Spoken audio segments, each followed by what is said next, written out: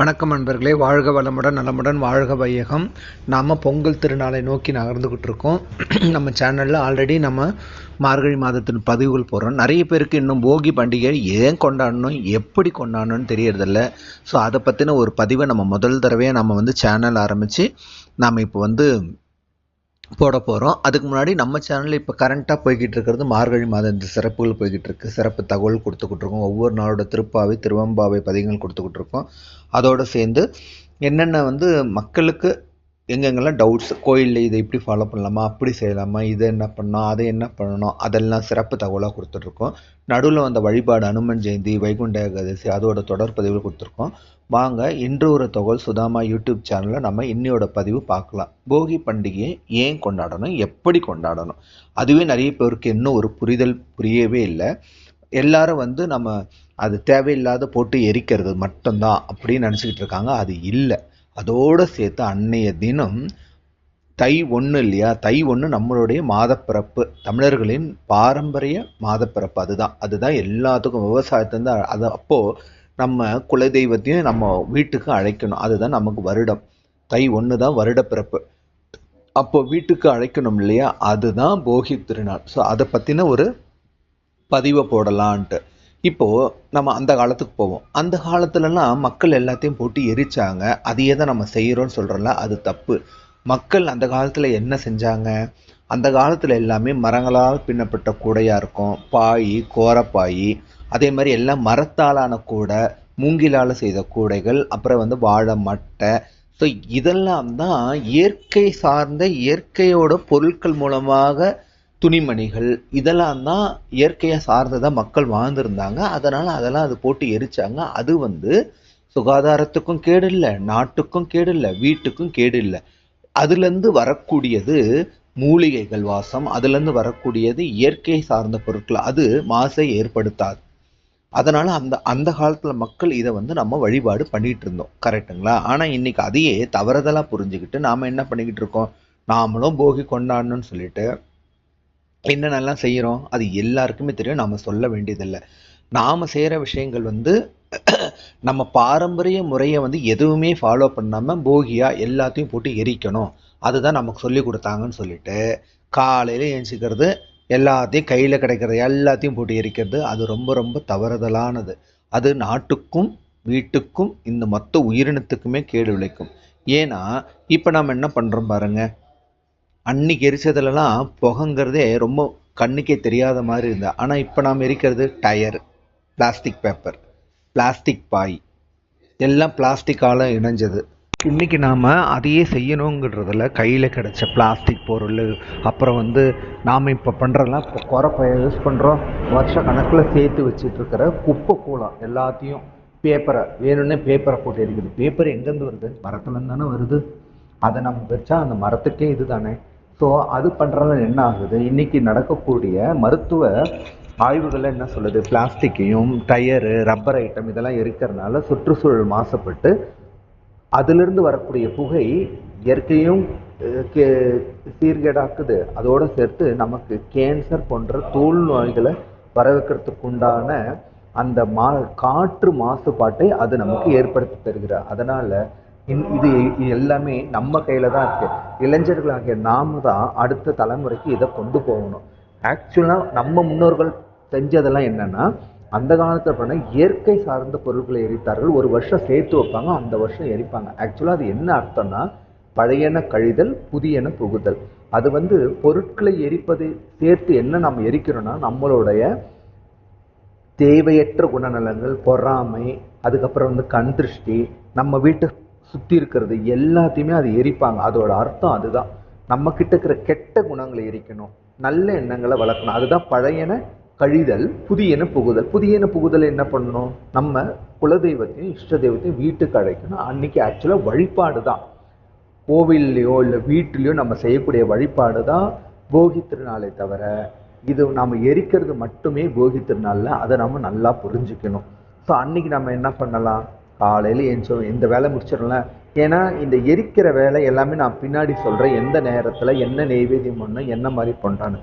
நம்ம எரித்து முடிச்சுட்டு பிரம்ம முகூர்த்தத்துலேயே முடிச்சிடணும். சூரிய உதயத்துக்கு முன்னாடியே அழகாக கோலம் போடுவோம். கிராமங்கள்லாம் பார்த்தீங்கன்னா இன்னும் அழகாக கோலம் போட்டு அந்த பூசணி பூ வைப்பாங்க, சாணம் பிடிச்சி. நமக்கு சாணம் இல்லையோ பரவாயில்ல, பூசணி பூவாவது வைக்கலாம், தப்பு கிடையாது. எதுவுமே இல்லைனாலும் கோலம் போட்டு கலர் அடிக்கலாம் அட்லீஸ்ட். ஏன்னா அந்த காலத்தில் முன்னோர்கள் பொங்கல் வருதுன்னா ஒரு மாதமாகவே பார்த்தீங்கன்னா வீடு ஃபுல்லாக வண்ணம் திட்டுவாங்க, பெயிண்ட் அடிப்பாங்க, ஏகப்பட்ட வேலைகள் நடந்துக்கிட்டே இருக்கும். ஒரு மாதமாக பொங்கல் வேலை வந்துட்டாலே வீடு பெண்டுக்கு நின்றுடும். ஆக்சுவலி இப்போ நம்ம அந்த மாதிரி தீபாவளி பண்டிகை தான் கொண்டாடுறோம். முன்னொரு காலத்தில் தீபாவளிக்கு அவ்வளோ இம்பார்ட்டன்ஸ் கொடுக்க மாட்டாங்க, ஆனால் பொங்கல் தான். அதனால தான் 3 நாட்கள் அந்த வழிபாடே வச்சாங்க. ஒவ்வொரு நாளும் அதுக்கு ஒரு மாதமாகவே வேலை நிற்கும். சின்ன பொருள்லேருந்து மேலே இருக்கிற பறனையில் இருக்கிற எல்லா பொருளையும் எடுத்து க்ளீன் பண்ணி தூசு தொட்டை அடித்து ஒட்டடை அடித்து வீட்டை ஃபுல்லாக பெயிண்ட் பண்ணி எல்லாம் க்ளீன் பண்ணி வைப்பாங்க போகி திருநாளுக்கு முன்னாடி. ஸோ அப்போது எல்லாம் வீடு ரெடி ஆகிடுமா, கோலம் போடுறோமா, எல்லாம் முன்னாலே நம்ம மாங்குத்து எல்லாம் வீட்டுக்கு என்ட்ரஸ் தோரண வாயிலில் கட்டிட்டு, பூஜாரி இருந்தால் பூஜாரிலையும் கட்டிட்டு விளக்கு ஏற்றுவாங்க. விளக்கு ஏற்றுறதுங்கிறது இதுக்கு மட்டும் இல்லை, காலையில் பிரம்ம முகூர்த்த விளக்குங்கிறது நம்ம தொடர்ந்து செய்கிறது தான். ஸோ பிரம்ம முகூர்த்த விளக்கு ஏற்றுறவங்க அதை தொடர்ந்து செஞ்சுட்டு அன்னைக்கு வீட்டை நல்லா கோலம் போட்டு அழகாக க்ளீன் பண்ணிவிட்டு ஃபுல்லாக வீட்டு என்ட்ரன்ஸ் 2 விளக்கு, பூஜை ரூமில் இருக்கிற 2 விளக்கு எல்லாம் ஒத்தப்படையில் வர மாதிரி பார்த்துக்குங்க. நிறைய விளக்கு ஏற்றும் போது அது கணக்கில் வராது. நாங்கள் ஏற்றுறது 5 தான் ஏற்றுறோங்க, 7 தான் ஏற்றுனா பார்த்துங்க. நாங்கள் அன்றைக்கி ஃபுல்லாக விளக்கு ஏற்றோன்னா அதில் கணக்கே வராது. ஆனால் எது எப்படி இருந்தாலும் நிலவாசலில் 2 தீபங்கிறது ரொம்ப ரொம்ப முக்கியம். ஏன்னா அதுதான் நம்ம வீட்டிற்கு நல்ல தெய்வீக ஆற்றலையும் நேர்மறை ஆற்றலும் வீட்டிற்கு அழைத்து வரும் முக்கியமான இடமே அந்த நிலைவாசல் தான். நிலைவாசலில் தான் நம்ம குலதெய்வமும் குடிகொண்டுட்டு இருக்காங்க. அதனால தான் வீடு கட்டும்போது அந்த நிலவாசலுக்குனே ஒரு பூஜை பண்ணுவாங்க. பொருள்கள் எல்லாம் போட்டு அந்த நிலவாசல் வச்சு சுமங்கலி பெண்களை கூப்பிட்டு வீட்டுக்கு சம்பந்தம் பண்ணுறவங்களை கூப்பிட்டு பூஜை பண்ணி அந்த நிலவாசலுக்கு அவ்வளோ முக்கியத்துவம் கொடுப்பாங்க. சரி, நம்ம போகி பண்டிகை நம்ம இப்போ என்ன பண்ணோம்னா, இப்போது என்ன செய்யணும், இந்த எரிக்கிற வேலையோட தாத்பரியம் பார்த்துட்டோம், அதோட பலன்கள் பார்த்துட்டோம். அதோடு என்ன பண்ணுவாங்கன்னா, மொத்த வீட்டை எப்படி க்ளீன் பண்ணும்போது எல்லாமே க்ளீன் ஆகும். அதுலேயும் பூஜை படங்கள், சுவாமி படங்கள், பூஜை அலமாரிகள் எல்லாமே க்ளீன் பண்ணுவோம். மொத்த படத்தையும் க்ளீன் பண்ணுவோம். க்ளீன் பண்ணும்போது நம்ம அதை ஒரு வருஷமாக நம்ம அதுக்கு வச்சுருந்த மஞ்சள் குங்குமம் எல்லாமே போகும் இல்லையா, அது போனதை நம்ம திருப்பியும் அதே படத்துக்கு அந்த தெய்வீக ஆற்றலையும் உள்ளே கொண்டு வரணும், வீட்டுக்குள்ளேயும் அந்த தெய்வீக சக்தியும் உள்ளே கூட்டிகிட்டு வரணுங்கிறதுக்காக என்ன பண்ணுவாங்கன்னா, போகி அன்னைக்கு எல்லாமே மற்ற வேலையெல்லாம் முடிச்சுட்டு அன்னைக்கு வீட்டு படங்கள் எல்லாத்தையும் எடுத்து க்ளீன் பண்ணி திருப்பி மஞ்சள் சந்தனம் குங்குமம் வச்சு திரும்பவும் அதுக்கு அந்த தெய்வீக சக்தியை திரும்பவும் கொண்டு வருவாங்க. அதுதான் போகி, அதுதான் பழையன கழிதல். எல்லாத்தையும் போகிக்கு முந்தின நாள் வரைக்கும் எல்லாத்தையும் க்ளீன் பண்ணிவிட்டு போகி அன்னைக்கு திரும்பவும் எல்லாம் ஃப்ரெஷ்ஷாக செஞ்சு அந்த தெய்வீக சக்தியும் வீட்டுக்கு நேர்மறை ஆற்றலும் திரும்பவும் வீட்டுக்கு கொண்டு வர்றது தான் புதியன புகுதல். இது ஒரு வழக்கம். சில பேருக்கு அன்னைக்கு நம்ம குலதெய்வத்தை வணங்குறவங்களா இருந்தாலும் சரி, இல்லை இஷ்ட தெய்வத்தை வணங்குறவங்களாலும் சரி, இல்லை முறையே இல்லைனாலும் சரி, எங்களுக்கு பழக்கமாக இருக்கிறவங்க பார்த்தீங்கன்னா சிலது இந்த முறையை செய்வாங்க. அன்னைக்கு ஏன்னா குலதெய்வத்தையும் வீட்டு தெய்வத்தையும் அழைக்கும்போது சிலர் கலசம் வச்சு அழைப்பாங்க. கலசம் வைக்கிறது எல்லாமே நம்ம சேனலில் நிறைய பதிவுகள் போட்டிருக்கோம், எப்படி வைக்கணும். அதில் இருக்கிற மினிமம் ஒரு 3 நறுமண பொருட்களை போடுவாங்க, இல்லை 5 7 அந்த மாதிரி ஒத்தப்படையில் போட்டு வைக்கணும். முக்கியம் தேங்காய், நம்ம மாவிளை தோரணம், அதுதான் ரொம்ப ரொம்ப முக்கியம். அதை வச்சு விளக்கு ஏற்றிட்டு நம்ம குலதெய்வத்தையும் இஷ்ட தெய்வத்தையும் அதுக்கு ஆவாகம் பண்ணி வீட்டுக்கு கூட்டிகிட்டு வர்றது. இது எல்லாமே எப்போ செய்யணும் அப்படி பார்த்தீங்கன்னா, அது சொல்கிற பின்னாடி மாலை 6 மணிக்கு மேலே. நீங்கள் இந்த வேலைலாம் செஞ்சிடுறீங்க இல்லையா, காலையில் எல்லா வேலையும் செஞ்சிடுறீங்க, பூஜை நார்மலாக போட்டு படையல் போட்டு பண்ணணும். அதுக்கு என்ன நெய்வேத்தியம் வைக்கணும், எந்த மாதிரி செய்யணும், அதுவும் நான் உங்களுக்கு போடுறேன். அது உங்களுக்கு பின்னாடி வரும்போது உங்களுக்கு கரெக்டாக இருக்கும். ஸோ இதெல்லாம் இது ஒரு முறை. ஸோ இதெல்லாம் செஞ்சு முடிச்சுட்டு காலையில் நம்ம வேலை போட்டு சுவாமிக்கு சாதம், வடை, பாயாசம், வெத்தலைப்பாக்கு பொங்கல், இல்லை வெத்தலைப்பாக்கு வாழ், இது வச்சு சாதாரணமாக நம்ம அந்த நல்ல நேரம் பார்த்து பூஜை பண்ணிடலாம் போகிக்கு. மாலை 6 மணிக்கு மேலே என்ன பண்ணணும், ஸோ இது இப்போ நிலத்தில் பூஜை பண்ணுறவங்கள நிலத்தில் போய் அங்கே பொங்கல் மாதிரி வச்சு போகிக்குமே கொண்டாடுவாங்க. காலையிலே முடிச்சிடுவாங்க சூரியோதயத்துக்கு முன்னாடியே. வீட்டில் செய்கிறவங்கன்ற வழிபாடு பண்ணுறவங்கன்றவங்க இந்த மாதிரி காலையிலே இதெல்லாம் செஞ்சு முடிச்சுட்டு நம்ம குலதெய்வத்தை வீட்டுக்கு அழைக்கணும் இல்லையா, அதுக்கு என்ன முறை, அதுக்கு என்ன பண்ணணும், எப்படி பண்ணணும், எந்த நேரத்தில் பண்ணணும், குலதெய்வத்தை நம்ம எப்படி வீட்டுக்கு அழைக்கணும், அதை பற்றி தான் இப்போ நம்ம அடுத்த பகுதியில் பார்க்க போகிறோம். இது கிராமத்தில் செய்கிறது இல்லை நகரத்தில் செய்கிறது எல்லாமே ஒன்று தான். இட வசதி இருக்கிறவங்க நிலம் வச்சுருந்தவங்க நிலத்தில் செய்வாங்க, இல்லை எதுவுமே இல்லைங்க வீடு தானே வீட்டிலே செய்யலாம். சரி, இப்போ என்ன முக்கியமான பகுதி, காலையில் நம்ம பழையனதெல்லாம் என்னாச்சு, கழிச்சாச்சு, போகியில் எரிச்சாச்சு. இந்த புது வருஷத்தில் நான் என்னோட கோபங்களை எரிக்கிறேன், என்னுடைய பொறாமை, என்னுடைய கெட்ட எண்ணங்கள், எதிர்மறை ஆற்றல்கள் எல்லாத்தையும் எரிச்சிட்டு எனக்கு நேர்மறை ஆற்றல் கொடுக்கணும்னு சொல்லிட்டு நம்ம என்ன பண்ணணும், சுவாமி கிட்ட வேண்டிக்கணும். என்னது, உங்களுக்கு குலதெய்வம் என்ன, ஆண் தெய்வமாக இருந்தாலும் சரி, பெண் தெய்வமாக இருந்தாலும் சரி, ஸோ அவங்கவுங்க கடவுளுக்கு உண்டான அந்த முறையை நம்ம ஃபாலோ பண்ணி வீட்டிற்கு குலதெய்வத்தை மீண்டும் அழைத்து வர வேண்டிய நாள் தான் போகி திருநாள். இப்போ தெரியுதுங்களா, முன்னோர்கள் எவ்வளோ வேலை செஞ்சாங்க, அதில் நாம் பாதி கூட இப்போ நம்ம செய்யறதில்ல. வீட்டையும் சும்மா பேருக்கு தொடச்சி பண்ணுறது மட்டும் கிளீனிங் கிடையாது. கம்ப்ளீட்டாக ஒரு வருஷத்தில் இருக்கிற மொத்த பரணலேருந்து ஒரு பொருள் விட மாட்டாங்க, எல்லாத்தையும் எடுத்து பக்காவாக க்ளீன் பண்ணி சுவாமி படங்களுக்கு திரும்பவும் குங்குமம், அந்த நெற்றி திலகமிட்டு அந்த எல்லாத்தையும் அந்த ஆகர்ஷண சக்தியை மீண்டும் புதிய புகுதல் இல்லையா, மீண்டும் அந்த வீட்டிற்கு தெய்வீக சக்தியை கொண்டு வர அந்த ஒரு அற்புத திருநாள் தான் போகி திருநாள். ஸோ அவங்கவுங்க குலதெய்வத்துக்கு என்னென்ன வேணும், என்னென்ன இப்போ ஒவ்வொரு தெய்வத்துக்கும் உங்களுக்கே தெரியும், ஒரு சிவன்னா என்ன மலர்கள், அம்பாளுக்கு என்ன மலர்கள், முருகருக்கு என்ன, எல்லாமே அதெல்லாம் வாங்கி வச்சுங்க. ஸோ அந்தந்த கடவுள்களுக்கு அந்தந்த குலதெய்வத்தை வச்சு அவங்கவுங்களுக்கு சம்மந்தப்பட்ட எப்படி வழி வழியாக நீங்கள் செய்வீங்களோ அப்படி செய்யலாம்.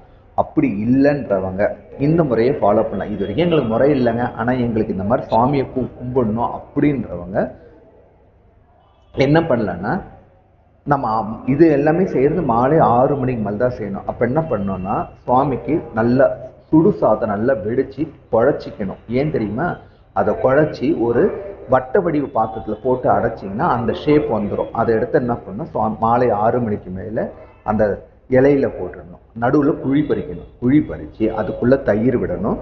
தயிர் விட்டு வாழைப்பழத்தை 3ஆக எடுக்கணும். அந்த 3 மூலையில் வச்சுட்டு அதில் ஒரு வெள்ளை வைக்கணும். இது சாதத்தில் செய்யக்கூடியது. நெய்வேத்தியம் என்னென்னா துள்ளு மாவுன்னு ஒன்று செய்வாங்க. துள்ளு மாவு சில பேருக்கு கோவிலில் போய் எடுக்கிற பழக்கம் இருக்கும். கோயிலில் போகிறவங்க செய்யுங்க, இல்லை வீட்டில் செய்கிறவங்க இப்படி செய்யலாம். ஸோ இப்படி வீட்டில் செய்கிறவங்க இந்த முறையை ஃபாலோ பண்ணி தான் செய்யணும். துள்ளு மாவுன்றது பச்சரிசி ஊற வச்சு அரைச்சி அதில் நல்லா குறைன்னு அரைச்சிட்டு அப்பெல்லாம் இடிப்போம். நானும் சின்ன வயசில் இடிச்சிருக்கேன். பட் இப்போ எங்கே உரலும் இல்லை, ஆட்டுக்கல் இல்லை. அதை இடித்து துள்ளு மாவு, நெய், கொஞ்சம் நாட்டு சக்கரை, வெல்லம் கலந்து துள்ளு மாவு அதோட ஒரு வேப்பிலை வச்சுப்பாங்க. இதுதான் நெய்வேத்தியம். ஸோ போகி திருநாள் கொண்டாட வேண்டிய நேரம் பார்த்தீங்கன்னா, அந்த எரிக்க வேண்டிய நேரம், கெட்டதை எரிக்கிறதுக்கு வேண்டிய நேரம் காலை 3லேருந்து 5 மணி வரை பிரம்ம முகூர்த்த காலத்திலேயே முடிச்சிடணும். அதுக்கப்புறம் நம்ம வெப்பம் போல் வழக்கமாக நேரங்காலம் பார்த்து ராவுகாலம் இதெல்லாம் வீட்டில் ஒரு படையலை போட்டு கும்பிட்றது. அப்புறம் குலதெய்வத்தையும் இஷ்ட தெய்வத்தையும் அழைக்கிற நேரம்னு பார்த்தா மாலை 6 மணிக்கு மேலே. இது இப்போ செய்ய வேண்டிய வேலை தான் இது.